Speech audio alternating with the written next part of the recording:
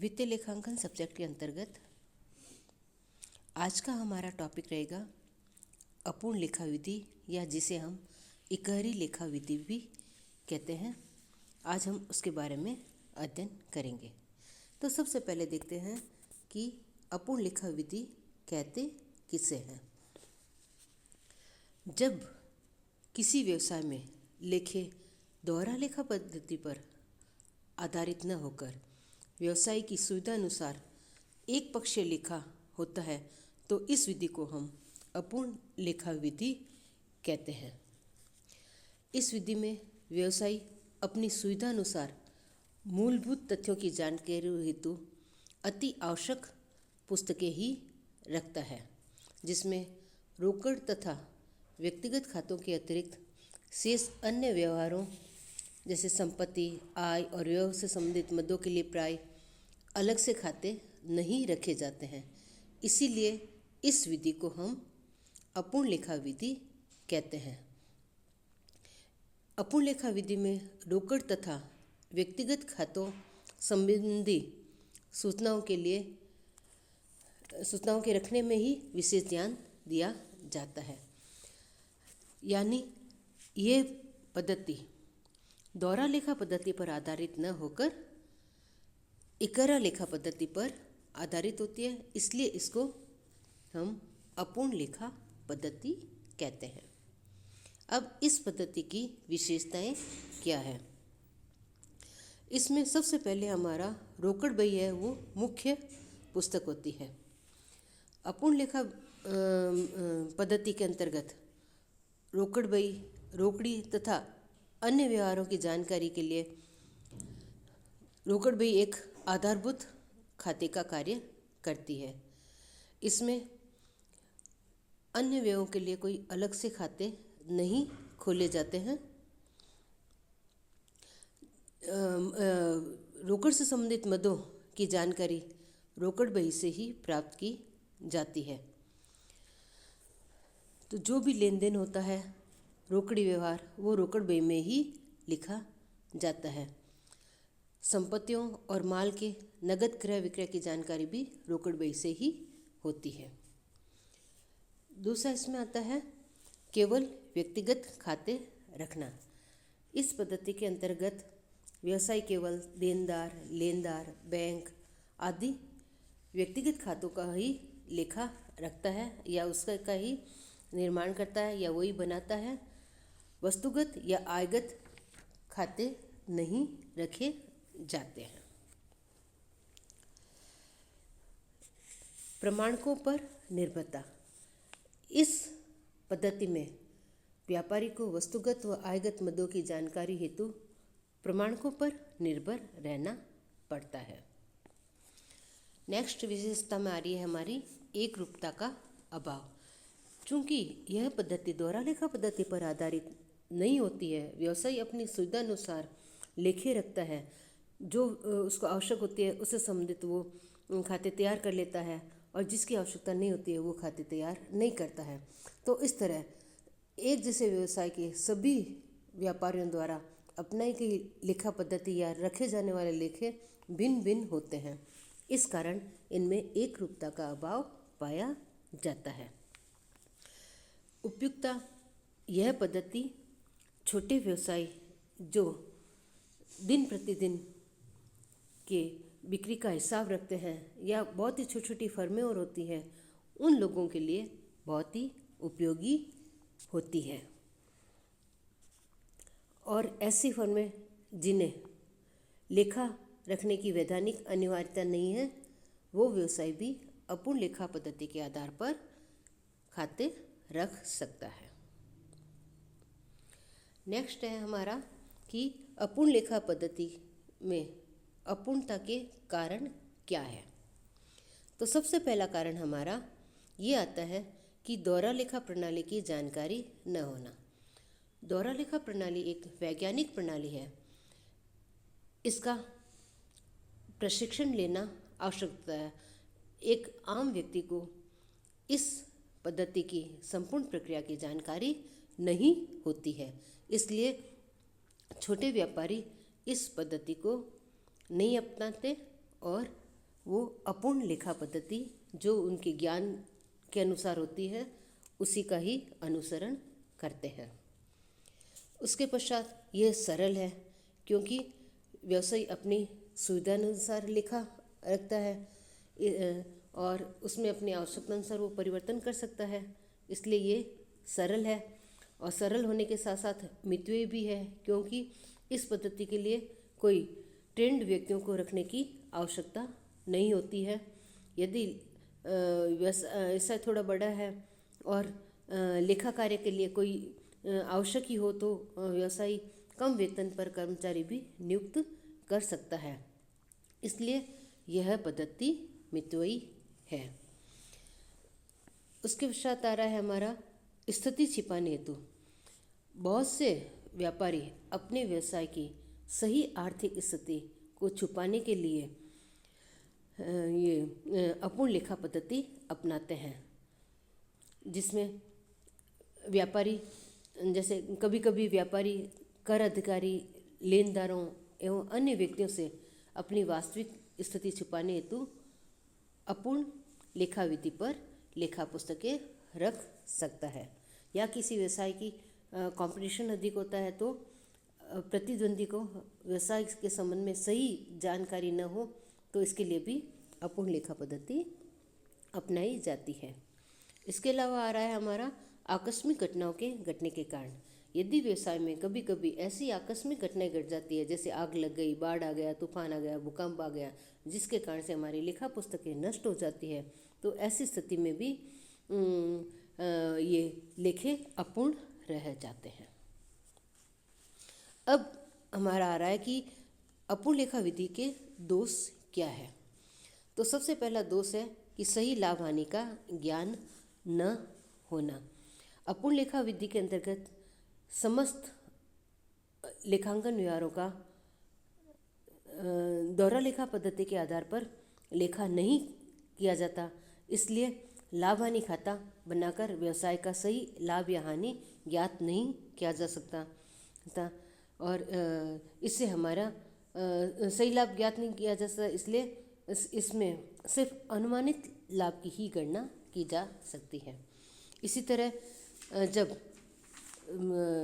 संपूर्ण लेखे नहीं रखे जाते हैं तो कंपनी की सही आर्थिक स्थिति का भी पता नहीं चलता है और जो बैलेंस शीट तैयार करने में बहुत ही कठिनाई आती है। इससे व्यवसायी को व्यवसाय की सही आर्थिक स्थिति का ज्ञान नहीं हो सकता है। इसके अलावा गणितात्मक शुद्धता की जांच भी नहीं होती है, क्योंकि इकरा लेखा पद्धति के अंतर्गत जो लेखे हैं वो दोहरा लेखा प्रविष्टि के आधार पर नहीं किए जाते हैं, अतः हम तलपट नहीं तैयार कर सकते और जब तलपट नहीं तैयार किया जा सकता तो लेखों की गणितात्मक शुद्धता की जांच भी नहीं हो सकती। नेक्स्ट है हमारा छल कपट की संभावना। जब लेखा पुस्तकों में सभी व्यवहारों का लेखा नहीं किया जाता है तो इसमें व्यवसाय पर नियंत्रण भी स्थापित नहीं किया जा सकता, जिससे छल कपट होने की संभावना अधिक रहती है। इसके साथ साथ ही जो इस विधि में संपत्तियों से संबंधित खाते नहीं रखे जाते हैं, इसलिए उन पर पूर्ण रूप से नियंत्रण भी स्थापित नहीं हो सकता। महत्वपूर्ण सूचनाएं प्राप्त न होना। चूँकि इकरा लेखा पद्धति के अंतर्गत समस्त लेखांकन व्यवहारों का लेखा नहीं किया जाता है तो इससे हमारी सही लाभ और हानि और सही आर्थिक स्थिति का ज्ञान नहीं हो पाता, जिससे जो स्पर्धात्मक युग में व्यवसाय की जो प्रगति है उसको आंकने के लिए हमें अनेक प्रकार की सूचनाओं की आवश्यकता होती है। तो इसको हम इकरा लेखा पद्धति से वो सूचनाएं प्राप्त नहीं हो सकती है, इसलिए हम अन्य व्यवसाय से अपना तुलनात्मक अध्ययन नहीं कर सकते हैं। अपूर्ण लेखा पद्धति को ये न्यायालय, बिक्री कर और आयकर अधिकारियों की दृष्टि से भी मान्य नहीं किया जा सकता। इस पद्धति को साक्ष्य के रूप में प्रस्तुत नहीं किया जा सकता। तो इसमें वैधानिक मान्यता का अभाव रहता है। अब देखते हैं कि अपूर्ण लेखों से हम लाभ या हानि किस प्रकार से ज्ञात कर सकते हैं। तो अपूर्ण लेखों से लाभ और हानि ज्ञात करने के लिए हमें दो परिस्थितियाँ होगी। इसके लिए हम सबसे पहले प्रारंभिक एवं अंतिम पूंजी की तुलना करके लाभ और हानि ज्ञात करेंगे। इसके लिए व्यापारिक अवधि के प्रारंभ की पूंजी और उस अवधि के अंत की पूंजी दोनों की आवश्यकता होती है। और फिर हम तुलना करके देखते हैं कि प्रारंभिक पूंजी से वर्ष के अंत की पूंजी में वृद्धि हुई है तो यह वृद्धि व्यवसाय में होने वाले लाभ के कारण से हुई है। इसी तरह प्रारंभिक पूंजी की तुलना में अंतिम पूंजी में कमी हुई है तो ये कमी व्यवसाय में हानि के कारण से हुई है। इस तरह हम इस विधि में हम व्यवसाय की प्रारंभिक एवं अंतिम पूंजी की तुलना करके लाभ को ज्ञात कर सकते हैं। लेकिन इस विधि की हमारी जो सबसे बड़ी समस्या है कि व्यापारी अवधि के अंत तथा प्रारंभ की पूंजी किस प्रकार से ज्ञात करें।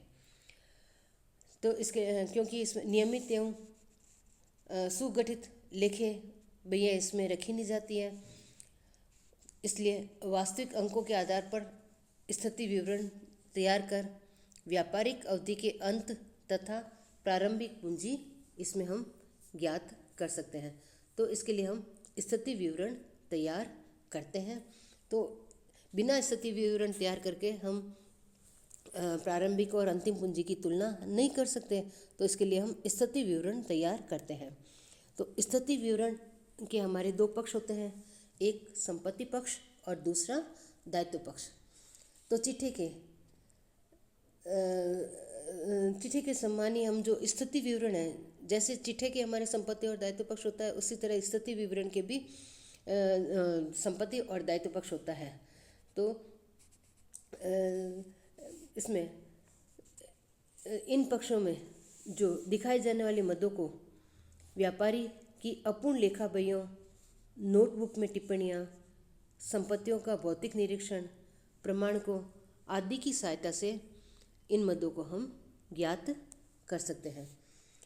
संपत्ति पक्ष की ओर जो मदें लिखी जाती है उनमें रोकड़ शेष है वो रोकड़ बही के आधार पर ज्ञात हो जाती है, बैंक शेष है वो बैंक की पासबुक से, तथा देनदारों की राशि देनदार को खाता बनाकर ज्ञात कर लेते हैं। स्टॉक की राशि मदों की गणना करके या उचित मूल्य लगाकर ज्ञात कर सकते हैं।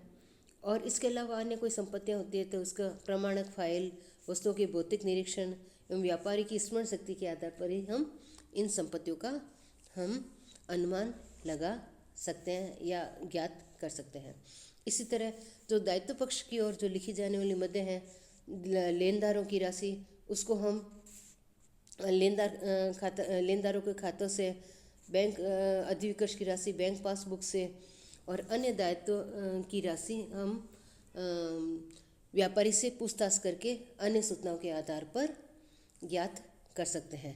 इस तरह से हम जब स्थिति विवरण तैयार करेंगे तो उसके संपत्ति पक्ष की सभी मदें और दायित्व पक्ष की सभी मदों को लिखने के पश्चात दोनों पक्षों का अंतर ही उस तिथि को, व्यापार की पूंजी को व्यक्त करता है। यदि हम ये वर्ष के प्रारंभ का स्थिति विवरण बना रहे हैं तो प्रारंभिक अंश पूंजी, और वर्ष के अंत का स्थिति विवरण तैयार कर रहे हैं तो अंतिम पूंजी ज्ञात हो जाएगी।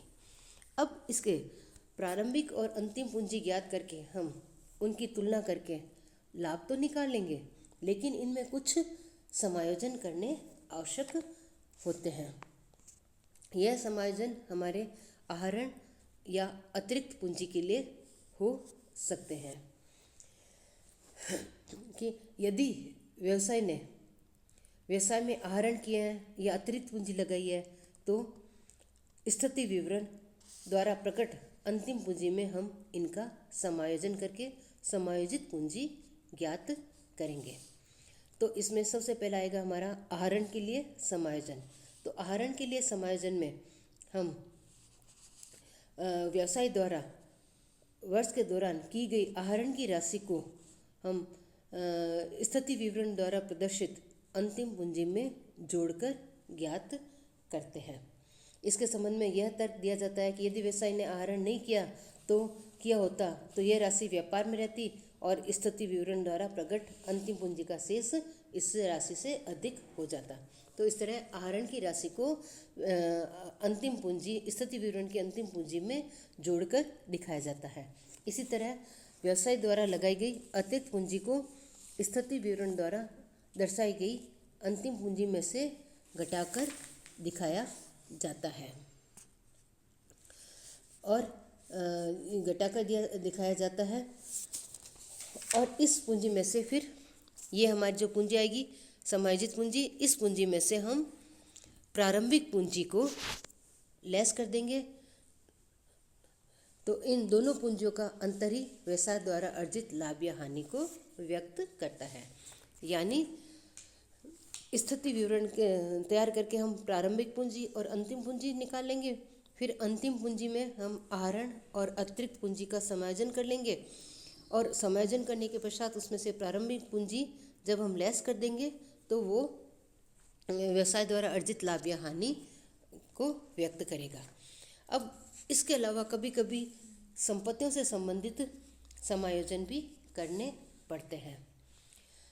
इसमें व्यापारी संपत्तियों पर विभिन्न आयोजनों के निर्माण करने का जब निर्णय लेता है तो ऐसी स्थिति में अंतिम पूंजी ज्ञात करने हेतु बनाए गए स्थिति विवरण से संबंधित संपत्ति के लागत मूल्य में से जो प्रोविजन की राशि है उसको घटाकर दिखाया जाता है। इस प्रकार अंतिम पूंजी अपलिखित मूल्यों के आधार पर ज्ञात की जाती है। इसके अलावा यदि साझेदारी फर्म का लाभ अथवा हानि ज्ञात करना हो तो हम